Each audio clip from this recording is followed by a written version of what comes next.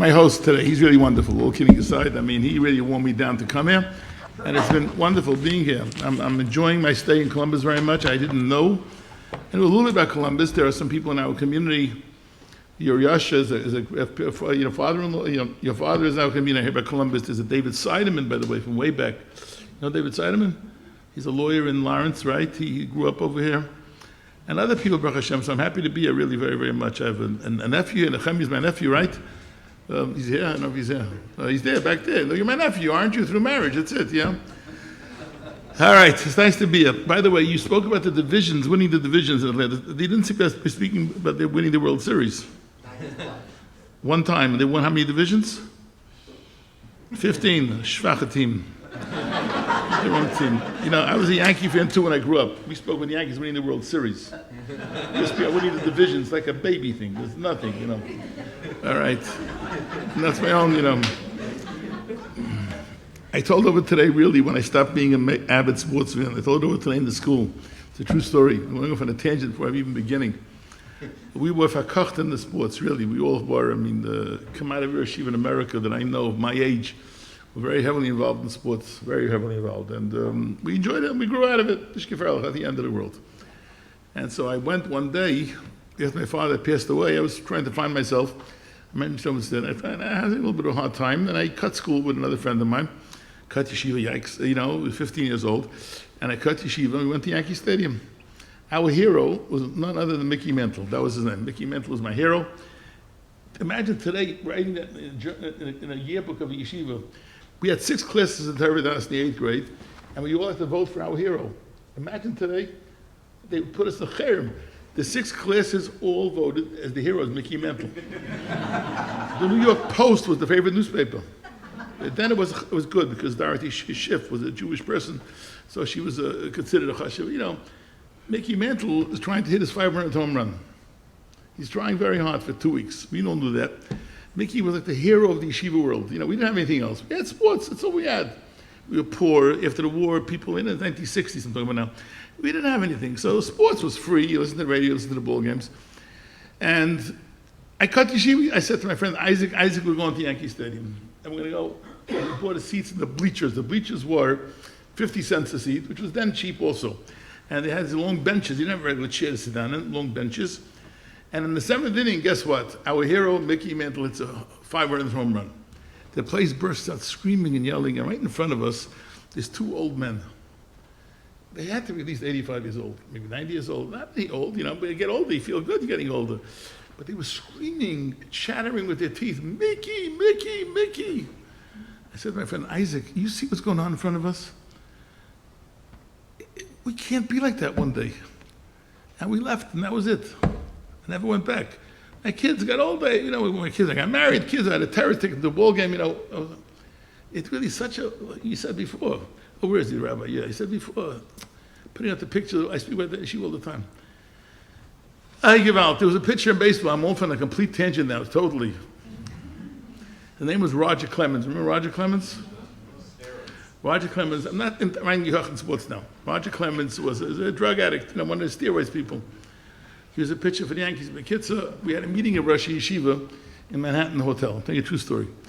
And at the meeting I was present at the meeting, and Rabbi Yishvei Zechazadik L'Bracha, Yeshiva Philadelphia Yeshiva, says to me, Rabbi Yankiv, I want to meet with you after the meeting is over. He said, I made up to meet him in front of the hotel. It was a hotel in Manhattan on 7th Avenue, and there was a meeting for Rosh Yeshiva, so I made it in front of the hotel. I'm standing in front of the hotel waiting for him, about 15 minutes, right?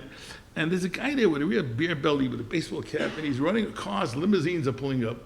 And he runs over and he says, I thought, I need stuff. I give shmuz and yeshiva to the boys. I like to have good schira. So I said, finally. He runs over. I said, sir, if you don't mind, tell me what you're doing. He says, tonight, he says, is the Baseball Writers Association dinner once a year in America. That's what they present. The Most Valuable Player Award, the Cy Young Award, those who are not familiar, Chashuv Awards. And I want to get some autographs. So why you run over and you leave back? I said, I only want one autograph. The other autographs are not worth anything. He said, I want Roger Clemens' autograph. That's what I want. So I'm lucky to see if Roger Clemens is arriving or not. Baruch Hashem b'hayayim, the God Ladar is here. Roger Clemens arrives. He has a girl on his hand, and he comes out of the car, and this guy runs over to him. Mr. Clemens, I'm Roger. Mr. Clemens, will you sign? Yeah. I said, I have an idea, it's gewaldig. But I said, please, Reb El Yishvei, don't come down the steps now. I chased him into the building, and I didn't know, in the building there was 2 rows with people standing there getting their baseball hats signed and baseball signed.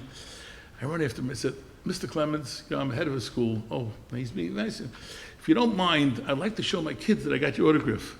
He says, could you write to Rabbi Bender from Roger Clemens? Good luck.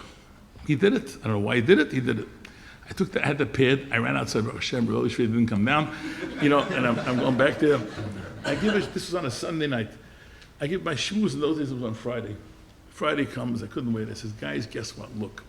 They're looking, this was the 6th, 7th, and 8th grade. It was a very small yeshiva then. All gathered into one room. I said, this is Roger Clemens' autograph. Hi. Oh, wow. The guy says, who wants it? They raised their hands. It's Chashiv Azach. I said, good, let's bid for it. Let's bid for it. You reminded me of the story now. Let's bid for it. Let's go in $2 increments. I said, $2, 2, 4, 6, 8, 10, 12, up to 20. I said, that's a Chil Hashem. I said, if I give you my autograph, maybe that's something. But his? I took it, I tore it to smithereens. I said, this is our hero? You want his autograph? Your parents should be gebenched. They're right. They got to know kids, sports fan gives them tape, but the chayas, the drug addicts, what are they, these players? What are they all? Menovolim, they curse. So I always speak to the boys about, yeah, sports is fun, but not. So I tore it up to pieces. They couldn't believe it, the kids over here. But, what's it worth? But anyways, that's just a tangent. Okay. The kids, what's Pesach all about? Pesach is getting out of Mitzrayim. This week's Parsha, we're going to lay in the first day Yantiv, I think, Parshas Bay.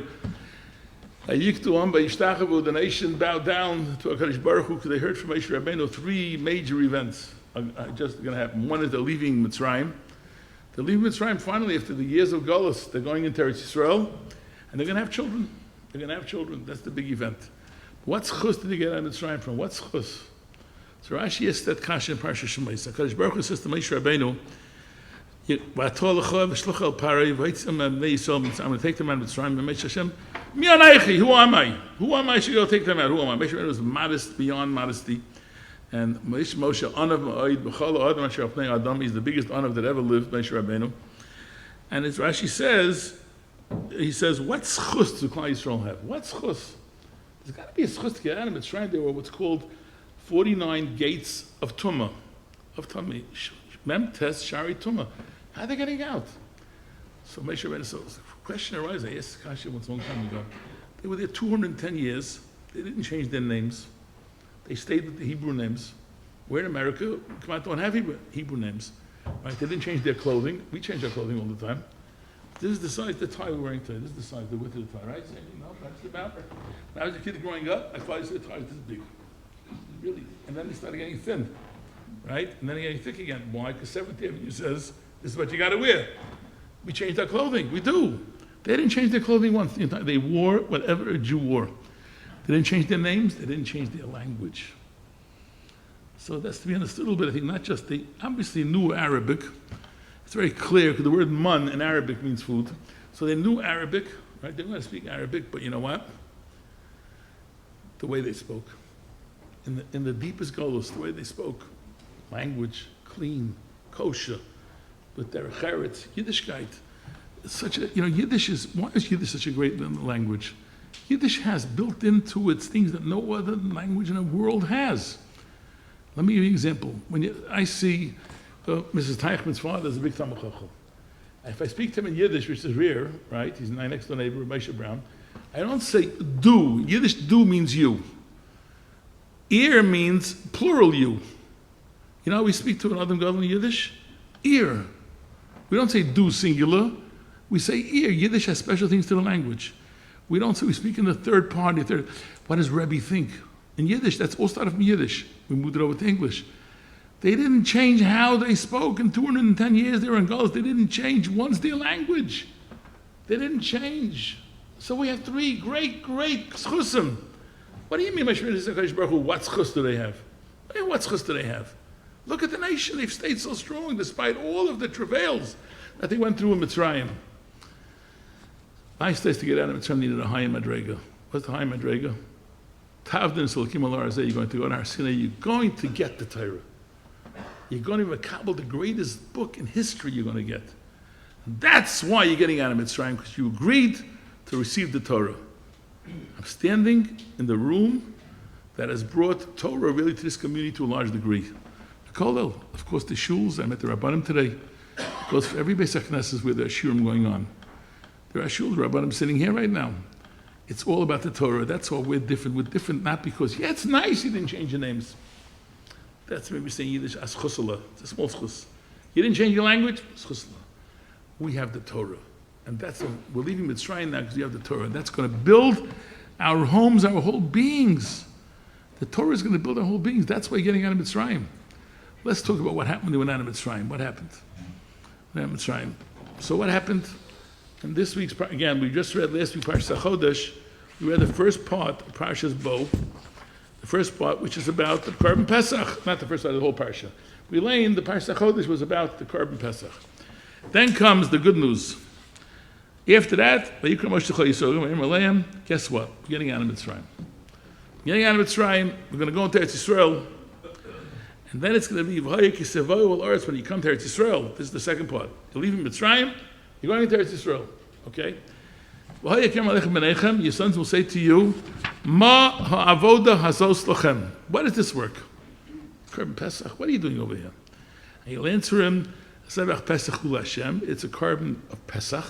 Pesach means literally Passover. Asher Pesach abativ b'nei Yisrael, HaKadosh Baruch Hu passed over the houses of Bnei Yisrael, the Mitzrayim. Benakpai es Mitzrayim, when he smote, when he killed the Mitzrayim, Vesbatenu hitzel, in our homes he saved. In the Rabbi Gamliel Hayamer, in the Haggadah, you say, Michlei Amar, Shloisha Dvar Meilu Pesach, La Yatza Yedei Chavasa. You're not Yatza. What are three things? Pesach, Matzah, and Mar. There it says the word Bayis, another pasuk, 3 times. But there's a grammatical inconsistency here. It says over here, Benakbai es Mitzrayim, Vesbatenu hitzel, he saved that. It should have said either when he went into their homes, doesn't it? It says when he killed the Mitzrayim and he saved our homes. You should say, oh, sonu hitzel. When he killed the Mitzrayim, right, and he saved us. Doesn't say that. Saved our homes. What's the meaning here? That's what I want to speak about tonight. What's the meaning of the word home? What does that mean exactly, the word home? What is the word bias? What is the word bias? I want to tell you a story. I can't really think of a better story to explain what I want to bring about the word bias. It's a remarkable story because, again, I know it's true. It happened to me. I'm on a plane coming back from LA. Get on the plane. Next to me sitting a fine young woman, across the aisle rather, a fine young woman. She's in her 40s. She tells me, I always say, Shalom Aleichem, people around me. You know, on Shabbos, I walk home with the boys, walk me home Shabbos. I eat a meal with the boys in Yeshiva on Shabbos. I always compliment a lot of dogs. I compliment the owners. What a gorgeous dog you have. Why not? Makes them feel good about themselves. You know, why not? Say hello. I always say hello to everybody, whoever I meet on the road. So I said to this lady, I said, what do you do? She says she's a farmer from Topeka, Kansas. To me, a farmer was, overalls and a hoe, and she's, she told me she runs the business part of the farming thing. And then she says, what are you? I said, I'm a rabbi, school, Far Rockaway, blah, blah, blah. We're talking very nice conversation. And then she says, when do you have vacation? I remember the question, when do you have vacation for the boy? I said, July and August. That's vacation time, not by us. By us, we're off in May and June because the harvesting is July and August, and we want the kids out of our way. So, okay, shkayach, we both said to each other, I sat down, I take out my chumash, the Mavah Sedra. Those are not familiar, Mavah Sedra means to go over every week the Parsha. And I do it the way it's really brought down in Shulchan Aruch, the way it should be done, which is the following. I say each pasuk, each verse twice, then I say the Targum, which is the translation, and then I learn the Rashi. It takes a long time each week. I learn the Rashi, that's the commentary, Bekitza. I start, and you ever see someone, you're sitting there, someone, you know they're watching you, you don't know they're watching you? I'm going, she's watching me, It's about 10 minutes of this, you feel uncomfortable doing. Rabbi, what are you doing? I said, this is the Bible. She told me she was Catholic. This is the Bible. Okay, so what are you doing? She's watching me go around the page. I said, this is the verse. I say each verse twice, as it's brought down by our rabbis. I say the translation, Unculus. And then I learned the Rashi on the bottom, which is the commentary. Oh, verse. You did it all the time? Conversation. All the time? I said, yep. Every week? Fix it, you'll see why. Yeah, fix it every week, yep. And how many times? I said, the kids at school, no, I think in 53, 54 parishes there, I'm not sure exactly. I do it every week. It's good. She went back to her book reading, I went back to Mama Sedra. She's still watching me. Something's going on. She says, Rabbi, do you have Shabbat? I said, yeah. I asked myself, Topeka, Kansas. She's a shiksa. She's a Roman Catholic girl. And I said, yep, I have Shabbat. Every week? Again, every week? I said, yep, every week. You mean the Shabbat that I know? What do you mean? I said, Shabbat means when the husband leaves his house Friday night, he puts on his nice suit, clothing, takes his kids dressed up, and they go to the temple? I said, yep. And this, I'm not making this up. And then the lady goes, she's also dressed up in clothing, Shabbat clothing, and she goes like this. This is the lady, Topeka, Kansas, like this, and she lights the candles. I said, yep. And the girls are dressed nicely, yep. And they come home, and you have the most sumptuous meal in the world. I'm like itching to find out what's going on over here. She says, yeah, and you eat fish? I said, yep. And then you eat chicken? Yep. And you eat potato pudding? That's kugel. Potato pudding? I said, yep. And you sing gorgeous songs? Yep. You have that every week? Yeah. And the kids have sheets. Imagine they have sheets in there also in Topeka, where the kids read off the sheets, the questions. You have that every week? And then she gave me the best shmooze in my life that I ever got on Shabbos. Do you know how lucky you are? Do you know how lucky you are? If we have that twice a week, twice a year, we're lucky. He says, Mother's Day, maybe Thanksgiving. We don't know what it means, a family and a grandfather and a Zayd and a Bubba by the table. Remember 4 years ago when the grandparents couldn't come to this dharm? Do you remember? We weren't allowed to come. I wasn't allowed also, my grandfather. Zayd and Bubba, they come to the table. You have that every week. We don't have that. You're so lucky. She put in perspective what I've thought about so many times in my life. What she was saying is, you have a bias. You have the home, the Jewish home. That's what you have. We don't have that. And she explained to me what the bias is and all that comes with it. I thought for sure a year later, I said goodbye after the plane. I'll meet her at Meir Sharon with a tichel till here. You know, that's it. And she became Shigayris, and that's it. And she said, no, I never met her again. But you know what she told me? She described our homes, what our homes should be. What our homes should be all about. That's the celebration of Pesach. That's what the Baal HaGodah is saying. Vesplatenu Hitzel, he saved our homes. Not just us. He saved our homes, but all that home means to us. All of the wonderful things. I remember we didn't have anything. Clothing, nothing. My parents could afford nothing. They were could afford nothing. And we got a suit for Yantiv. Brand new suit for Yantiv. We had a cousin at the first Shatnez-free factory in America. My father used to take us there, get a little suit, and Yantiv was Yantiv. When we do Zaydin by becoming, and the excitement of the home, of grandparents. Why is there a mezuzah on the door? The chesed that goes on our homes. The chesed is incredible. The tzedakah that goes out from our communities, but goes on. The Bali tzedakah today are beyond anything I think maybe in history. The tzedakah that's going on today. Millions are collected because of our homes. Our homes, what we have is incredible. The Jewish home, that's what Pesach is a celebration of, really. Every child counts and every person counts. To me, that's what Pesach is all about. The ultimate celebration. I look back now with wonderful memories of my father. My father is already now living 58 years. I remember as a little child. I remember this is Pesach Seder. You know what goes on in my house on Pesach? Just don't laugh. I'm serious. I once saw, I try to read this new Haggadahs every year. You can't keep up. It's probably the most published sefer ever in the world, right? The new every art scroll do 5 Haggadahs every year. There's Haggadahs and Haggadahs and Haggadahs. I even wrote one. Haggadahs, it's wonderful. It's very good, man. It's very good. Okay. So Bekitza, I remember reading once a Torah V'das Haggadah. One of our Yeshiva Teras was Reuven Grozovsky. Reuven Grozovsky was Yeshiva Torah V'das. And he wrote there that by the Makav Tzfadeya, he wanted to keep the kids Labadik.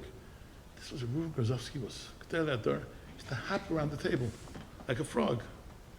I said, what a great idea. You know what goes on in my house? I'm not embarrassed to say it.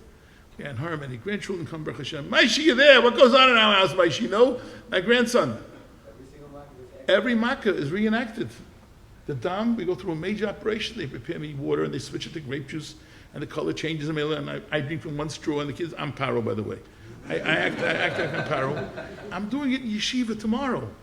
I do it every year for the kindergarten. I'm a big Rosh Hashiva, and I do it for the kindergarten. I do. I drink, and they laugh at me. And by Friday we hop around. I make contests. We have a hopping contest. Who can hop the longest?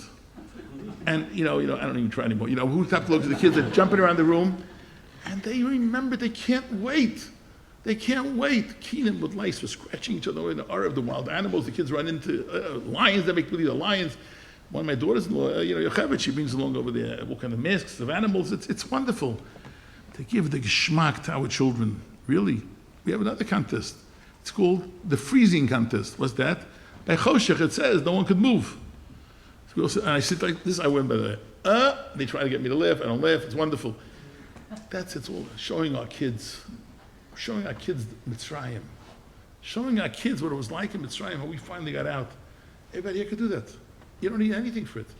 Couple of props. It's wonderful.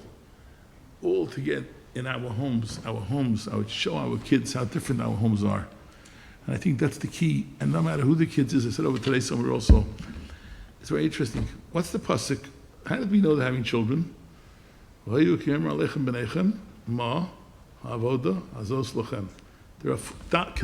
Dalet Banim Divra Torah. Torah speaks about 4 sons. The Chacham, who's in Chumash Devarim somewhere. The Rasha, who's right here. The Tam, also right here in Parshas Bo. Parshas Bo is the parsha of famous Ramban, speaks about Yetzias Mitzrayim. And in Yedei Lisho. You know which pasuk is the Rasha's? This pasuk. When they know they're going to have, Chazal say, means the son that's a Rasha. What is the Balaga says? Ma, Havoda, Hazos Lechem. Who says that? The Rasha. And then they go, thank you, Hashem, for giving me the Rasha child. This is a thank you. I'm making this up. You look at the Parsha and Bo, when your children will say to you, Ma Avoda, that's the Rasha. Vayiktu vayishtachavu. Rashi says, Vayiktu vayishtachavu. B'suras habanim shield, they're going to have children. The Rasha's child, whatever they give us, we say, thank you, Hashem. We thank you, Hashem. There's ruach of elitism somewhere today a little bit. You have a child that Hashem gives you. I know a number, if I'm hurting anybody here, please forgive me, who don't have any children. They'd pay anything to get the Rasha child and fix them up. Hashem gives us a child, who your children are. Make them into something. That's our job. Make them into something. And nothing more than the Yontif of Pesach. Every child counts. Every person counts. Every single person. So if the Rasha child, he's a Rasha, so what? So what? How important it is to make sure. Never give up. And we have to keep, the problem with that is how do you keep your mood up? Huh? You ever get morose or down in dumps? No? If you don't get up, you're not telling the truth. We all get dumpy once in a while, right? I'll tell you a remarkable thing again. Moshe Rabbeinu comes, and he says to Klal Yisrael, you're getting out of Mitzrayim. You're coming out of Mitzrayim. I'm finishing with this. Coming out of Mitzrayim. And they all get excited. Getting out of Mitzrayim, it's wonderful. For they shamwell Moshe. They didn't listen to him. It says the pasuk 4 words. Mikotze ruach and avoda kasha. Shortness of breath and difficult work. I want to ask you, a boy said, that's a klutz kasha, Rabbi. You're nice, he said. What comes first, shortness of breath or heavy duty work? When I climb up five sets of stairs, I'm kaitze ruach. Right? So which should come first? Avoda kasha and kaitze ruach. So Rabbi Yeshiva says to me, I found it when the Rishonim asked this kasha. Every letter in the Torah is there for a purpose.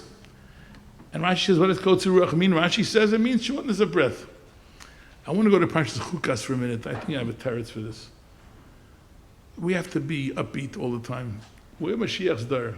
It's worrisome, Eretz Yisrael. You think about it, how long go on like this? Surrounded by 70 nations and one kesser. Now you found that Iran from here and Lebanon from here and the Gaza. We can't give up. We can't give up. Rabbi Shalom up there took us out of Mitzrayim. He'll take us out of whatever else we have over here. So what happened over there? Parshas Chukas. Aaron HaKohen is nifta. Aaron HaKohen. Vayifku always say, Kol Beis Yisrael, the men and the women, because he made shalom. He told the men, your wife loves you, and told the wife, your husband loves you. They both hated each other. He made them come together. So he did. Rashi says that. He did make shalom. And he dies, and then Klal Yisrael was told they got to march backwards. 8 stops in the midbar backwards. They said, oh no. Our fathers did that 38 years ago. Now Parshas Chukas is the switchover from 2 years in the Midbar to 40 years in the Midbar. It happens in Parshas Chukas. The 38 years in that Parsha. So, oh, Gewalt. We're going back with 8 stops. Our parents did that. Look, they got stuck in the Midbar. They became buried down. It says in Pasuk, Vatiktsar nefesh ha'am badarach. The nefesh ha'am became kotzar. I don't understand really where Rashi doesn't say it over here. Rashi says, what does the word kotzar mean? What does the word kotzar mean? So Rashi explains what kotzar means. The chayr fits right. Rashi does not say it in Parshas Erev, but I just read to you. Vatiktsar nefesh ha'am badarach. Here we are, we're getting there. Here, so Rashi says, but they were on the road, they're going back 8 stops. Aaron Cohen was nifted. I just told you, right? They're going through a hard time. Oh. So what does katzah mean? Rashi says, the chol davar kasha, any difficult thing. Al adam naifel by lashon kitzur nefesh. Let me goes hard. Kitzur nefesh. My neshama, kitzur, my breathing. I can't. Adam shaterech bo'alav, like a person when he's overworked. He has no breath. His mind is not rechava. Wide open. No breath. No breath. He can't handle. He's demoralized. He's depressed. Wait one more. Then it says, no place in his heart. Wow. This is Psychology 101, Rashi. He has no place in his heart for the aggravation. He can't do it. You know what the answer is? That's kaitzer ruach. They can't do it. When you're kaitzer ruach, the answer is my original kasha. It's a kaitzer ruach, all avoda is kasha. When you're down, a Yangamani yeshiva was going through a very hard time at home. He says, Rabbi, he says to me, my wife asked me to take out the trash. I couldn't do it. Take out the trash. When you're kaitzer ruach and you're demoralized and you're down, nothing works. Our job this Pesach is really to be long on ruach, to really believe that Hashem could take us out of Mitzrayim. Hashem took us out of Mitzrayim. When it's shver matzav, we got to make that home a lebedika freilich home.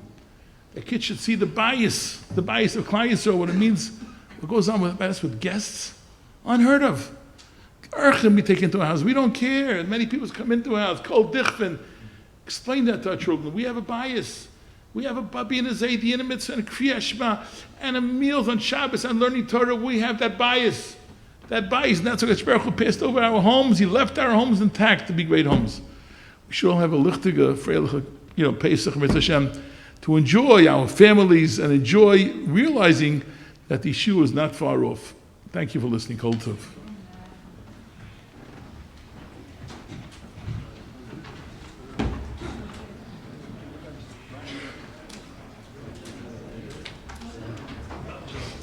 No question? I don't care. You want to make questions and answers? Fine. No problem.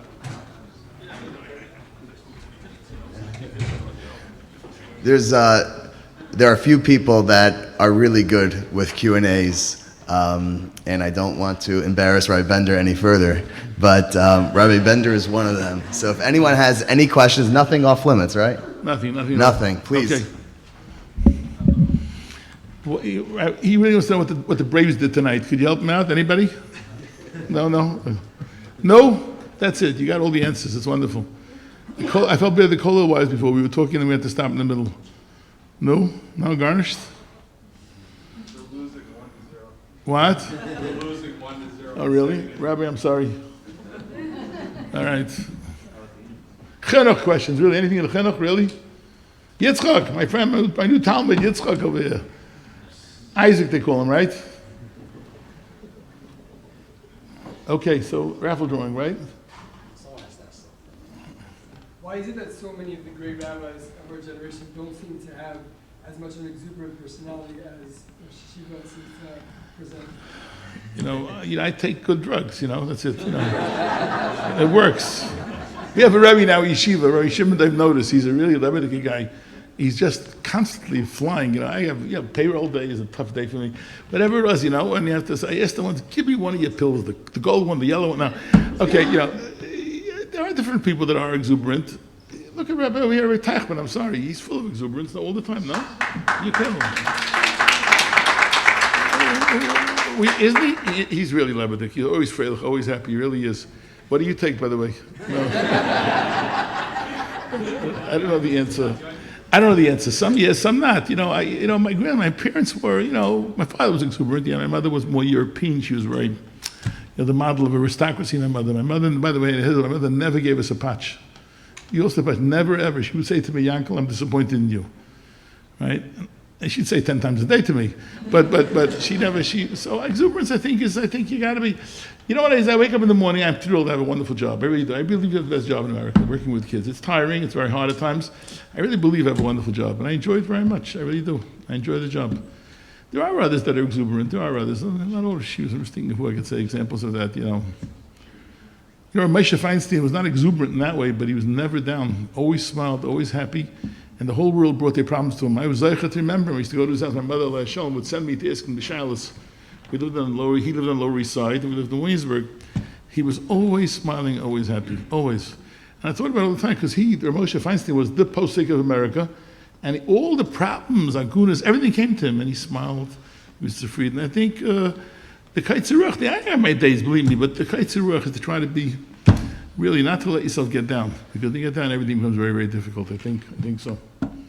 So you got your one question, okay? Yeah. Yeah, it's not me, yeah. Yeah. How do you raise happy kids, no matter what's going on around them? The main thing, I think, is spending a lot of time with them if you can. I think kids should feel that you're always there for them. It's very, very important. People are married to their phones today. I don't let the phones come and out. My wife and I will not touch a phone by our kitchen table. Leave the phone with the keys. Some people hang up the keys and they come into the house. Leave the phone with the keys. Give them time. Kids need time. If you spend time with them, they'll be the happiest kids. I'm telling you, they want your time. Even though they want to sit by the computer and play games, other stuff, yeah, but they want to know that you're there for them. And if you're always around, I think there's no bigger bracha than giving time to your children. Giving time to your children. You know what? Even when they're older. If we have some gentlemen here that are grandparents for sure right here, right? You give your grandparents time? No? Isn't that gewaldig? I try to get my grandchildren to call me on the phone. We schmooze with them. They love it. The kids, having a relationship with parents and grandparents is the biggest thing to feel comfortable. They'll feel safe. Yeah, they want toys and games today's day and age. They want every technology in the world. They want all kinds of stuff. They want. But in the back of their mind, the most important thing is they know you're there for them no matter what. I'm like, I do, I say this in a nice way, but I'm not around. But when I spend those time with my kids and grandchildren, I forget everybody else in the world. I do nothing. I don't interrupt. I have, Tuesdays in my office. We have thank you, HaKadosh Baruch Hu. I have a lot of grandchildren learning our own yeshiva. On Tuesdays, this is part of my reason. On Tuesdays, I got Rishus and the Rabbeim, of course, they all come at the end of their break to my office. I give them all the junk the mothers don't let them have. Food roll-ups and gushers and soda, real soda with sugar, and they come to my office, all of them, and they eat and they drink and they love it, and the parents say, what are you doing? You know what? The parents don't mind. They come to my office and I have a jolly good time with them for 20, 25 minutes, and I'm the head of the school, and they love it. They feel very good about it, really. I make sure they go into each class. Don't be jealous. They're my grandchildren. Don't feel bad. They come to my office, okay? So I think my giving them time is a very good thing. It's a wonderful thing, really. I think kids should know that parents are always there for them, no matter what comes, no matter what happens. Even if they do the wrong thing, and kids do the wrong thing at least 5 times a day, even if the wrong thing, you'll always be there for them. I think that's the most important issue that there is in keeping them happy. I think, yeah. A lot of time at after school programs and things, you see it's heavily incentivized raffles and a scooter and public work for every kid who shows up and things like that. That's wonderful. You're spoiling them a little bit. Okay, so. Do you believe that's an effective way of inspiring kids to be more interested in learning? I think it works. I think there's never been more Torah than ever. I'm 40 years in the business. Achshir Dor is the word Chazal use. Achshir, the koshes of the Dor. The amount of learning Torah of kids today is incredible. Much more than ever. We hated yeshiva. We hated to learn. I remember you taking the thermometer. Only went in one place, the thermometer in the olden days, and taking the thermometer and putting it on the radiator, right, and getting up to 102 and say, "Ma, I'm sick." And I stayed home. Kids today don't do that. And then I'd say I have to go to the doctor, and I said, "Go, Dr. Goodman," because he had a TV, and I would sit there and watch TV, right? And then when people said, "Oh, Bender, Yaakov Bender, you're next. No, get the guy go in front of me, no problem. We really didn't like school. The kids like learning today. They love learning today. They run into yeshiva. Go figure it out. They really do. I think they're happy today, the kids. Maybe I wouldn't stop anything. They give them prizes and Zach, and so what? So what? Get older, they'll grow up. The kid in 10th, 11th grade doesn't expect prizes anymore. Give svarim maybe if your kid learns well, et cetera, et cetera. But I think there's nothing wrong with it. It's in the olden days, you got beat up. Today, we're giving them prizes. Really. It was, schools were rough in the olden days. They really were. Well, we had a lot of the Rabbeim we had were Holocaust survivors. So they really were not patient people, but Istamazay was a different type of chinuch. I spoke in Baltimore on chinuch about 5 years ago. And after about 200 people there, and after I finished speaking, it's an amazing story. So people wait, always ask their own questions, whatever, they stand around. This guy waited and waited and waited until everybody left. I'm running to a wedding. I arranged it, and they had a wedding in Baltimore. And this guy goes over, he's couldn't be in a day less than 80 years old. I thought maybe he looked like 85, so 80 for sure. And he says to me, and I spoke about this idea of chinuch, kids enjoying. He doesn't find a story. When I was in 6th grade, he says, my Rabbi, the last day before Pesach, perfect timing for the story, he says to us, chametz is not only chametz, what we have, the breads and the cakes and so on. Chametz also is in our neshama. To get rid of the aveiros now, neshama, it's chametz is, he says. And to show what I mean, you see that boy? This man, who was 11 years old at the time. You got to figure 70 years before. That boy is chametz. After Pesach, he will not be in our class anymore. Because we don't want chametz the Pesach went over. So he told me the story 70 years later, right? And he told it about that. I heard him. Finally, he's a father and a grandfather, almost a great-grandfather. And he can't forgive that Rabbi. Today, we incentivize them. We give them prizes. They come to yeshiva. They come running into yeshiva. They love coming to school. They're crazy kids. They love coming to school. So what's wrong with that? So if they're doing prizes and games, we want kids to come to yeshiva happily and frail. Is it necessary? All the prizes, maybe not. But how many people think they're going to win the raffle tonight? No? Everybody here, thinks the ones who bought it, right? Because people like raffles. No? I think so. Yeah. Just to kind of go off of that, we do see a lot more people are not connected in the way that we would hope that they are supposed to be, right? This fake, like I'm doing it because of peer pressure, I'm doing it because of that's what's expected of me. There's no actual connection. What age? High school, girls, boys. Oh, girls as well as boys, obviously. But, there's off the Derek problem that was around when I was a kid in Not yeshiva. fair. They're good girls, but it doesn't mean anything to them. I find that girls in high school and boys get to 11th grade, they start getting serious. They're not serious until 11th grade. Now, elementary school, 7th grade is a disaster area. Stay away. 7th grade. I once wrote in Mechanic Roundtable, a column. I once wrote that it was up to me, 6th graders, right, would go home and come back in 8th grade. That's what it was up to me. So that's elementary school. High school, I think 10th grade. I find kids becoming very serious in 11th grade. That's what I find. By the way, and I read a study in a Gentile publication, same exact thing. That kids don't get serious. I think they start thinking long-term tachlis. What am I going to do in my life, etc. I think that's what it is, really. 7th grade is just chayis, the puberty, whatever it is, they're impossible. And we, double over with the bar mitzvah. You got to lane perfectly, bar mitzvah, right? Your kid's going to you have a boy? They're still little. What? They're little. He's going to lane bar mitzvah? What if he croaks like a frog, right? He's going to lane because you want him to lane, right? So the husband's decision. He's going to lane, right? Because you want him to lane, right? No? Okay, yeah. Beat him up with a bat if you have to, but he's going to lane. Okay. I have a question. Yeah. What is what you think about technology itself? It's a disaster. Technology is the one thing. I hate banning anything. Technology is, if anybody that has at home, Fortnite is the game. I want to remember the name Fortnite. You hear Fortnite? You're embarrassed to admit it. A girl in Lakewood, a 15-year-old girl, made an appointment to meet somebody on Fortnite. The guy came to the house. The parents found out about it, had him arrested. Fortnite is the Silicon Valley does not let their kids play with all these games. They're terrible games. They're manuvdika games. They're horrible games. So I once said in my shmuz in yeshiva to the 6th and 7th grade, I wasn't worried about it at all. I said any parent that allows his kids to play with games like Fortnite should be admitted to a mental institution. And the kids were all looking at each other. They knew some of them had the game. I said, tell your parents what I said. If they allow you to play, she's going, oh boy. I'm sitting in my office a few days later. Rabbi Paul, the Zeka director, he's like, your position. He goes running from my office, white like a ghost. Rabbi Bender, did you say that any parent that allows these games in the house should go to a mental institution? I said, sure. He was white when he came into my office. He was whiter by then. He ran back to the office, and he comes back in, he says his color is back. He says, the parent said, did he really say it? You guys set him up? He says, yeah, I'll give you another $10,000. Thank you for saying it. Those games are suicide. The computer is suicide. If you allow your children to have unfiltered internet, you are out of your minds.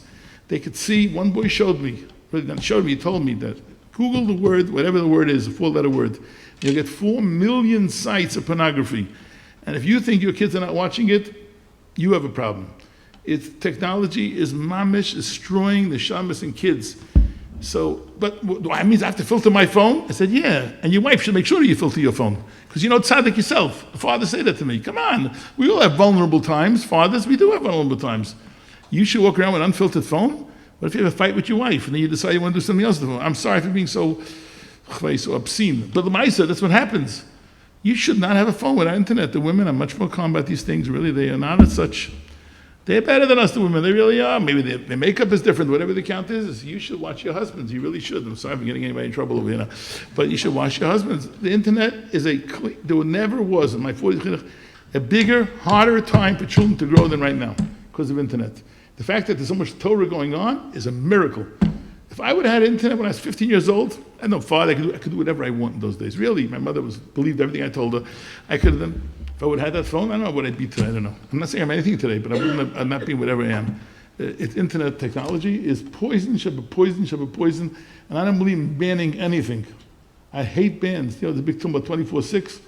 There's a tumult about it. It's wonderful. It's saving kids. They're listening instead of going to Spotify. They do that, right? So don't, let technology unfiltered into your house. My children were not allowed to go to any home that has unfiltered internet. My children would not allow my children to visit any home that has unfiltered internet. And they find that very easy. Our yeshiva, you have to sign a paper. Don't argue it's not religious point. It's human points. You're letting your kids grow up crazy. It's nothing to do with religion. Yeah, religion obviously doesn't help. My grandchildren may not go. Now you have to sign a paper, and which you have to show which filter you have. And with that, you need Chazdei Hashem, because a lot of kids know how to get around it, you should know. Kids know how to do a lot of things that we can't do. The point is that beware. Internet is a poison and a disaster. Ooh. I have a question.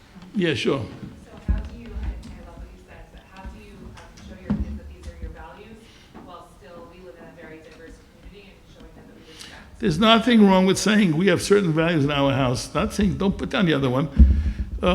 My kids were not allowed to go. I'm a pretty liberal father. In those days, to a house that had a television. My friends have television, we don't, that's all. You don't have to go in the other guy's bed. Today, television is a halbatzara. Internet is much worse than that. Truth is, cable television is a problem. I get stories from parents. The kids get very upset. They come into yeshiva having watched all kinds of garbage on cable TV. You're living in a derby, you got to watch your kids in this area. I'm liberal. I let them read all kinds of books. I don't mind decent books, To have a good time and jolly sports, I don't mind the sports fans. I don't mind that. Let them be sports fans. Not again, they shouldn't have a picture hanging on the wall, as you said before. But I think there's nothing wrong with saying we have certain standards in our house. My father's Zechrona Livracha was Rosh Yeshiva Menal of Torah V'das. My mother was the first Pesach teacher in America.